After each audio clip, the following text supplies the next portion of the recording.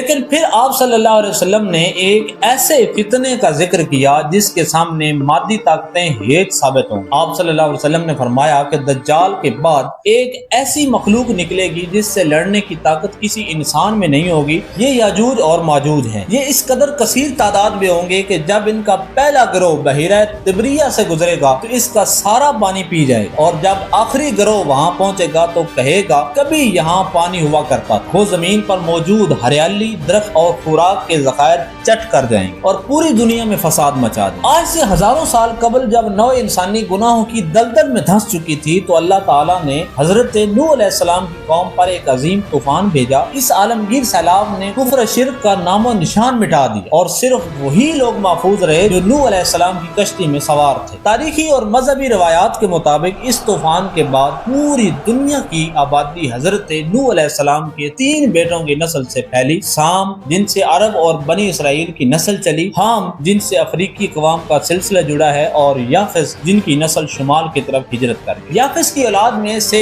وہ لوگ جو انتہائی شمالی علاقوں سائبیریا اور وسطی ایشیا کے پہاڑی سلسلے میں جا آباد ہوئے، وہاں کے سنگلاخ اور شدید سرد ماحول نے انہیں سخت پوش اور وحشی بنا دی۔ وہاں زراعت ممکن نہ تھی، لہذا وہ بقا کی جنگ لڑتے لڑتے لٹیرے بن گئے۔ یہی وہ گروہ تھے جنہیں ہم یاجوج اور ماجوج کے نام سے جانتے۔ ان کی جبلت میں درندگی اور غارت گری رچ بس گئی۔ قرآن مجید کے 18ویں پارے سورہ کہف میں ایک نیک دل اور عدل پرور بادشاہ ذوالقرنین کا تذکرہ ملتا ہے۔ اللہ نے انہیں مشرق سے مغرب تک کی سلطنت اور تمام وسائل عطا کیے تھے۔ اپنے تیسرے بڑے سفر کے دوران وہ 2 پہاڑوں کے درمیان ایک ایسی بستی میں پہنچے جہاں کے لوگ یاجوج اور ماجوج کے مظالم سے تنگ تھے۔ ان لوگوں نے ذوالقرنین سے فریاد کی کہ اے ذوالقرنین، یاجوج اور ماجوج اس زمین پر فساد پھیلاتے ہیں، کیا ہم آپ کو کچھ مال دیں تاکہ آپ ہمارے اور ان کے درمیان ایک دیوار بنا دیں؟ ذوالقرنین جو کہ ایک سچے مومن تھے، انہوں نے فرمایا میرے رب نے مجھے جو کچھ دیا ہے وہ بہتر ہے، بس تم محنت اور افرادی قوت سے میری مدد کرو۔ ذوالقرنین نے لوہے کے بڑے بڑے تختوں کو پہاڑوں کے درمیان جوڑا اور پھر تانبے کو پگھلا کر اس کے اوپر ڈال دیا، جس سے ایک ایسی ناقابل عبور دیوار تیار ہو گئی جس پر چڑھنا یا جس میں سوراخ کرنا یاجوج ماجوج کے لیے ناممکن ہو۔ ذوالقرنین نے تب فرمایا تھا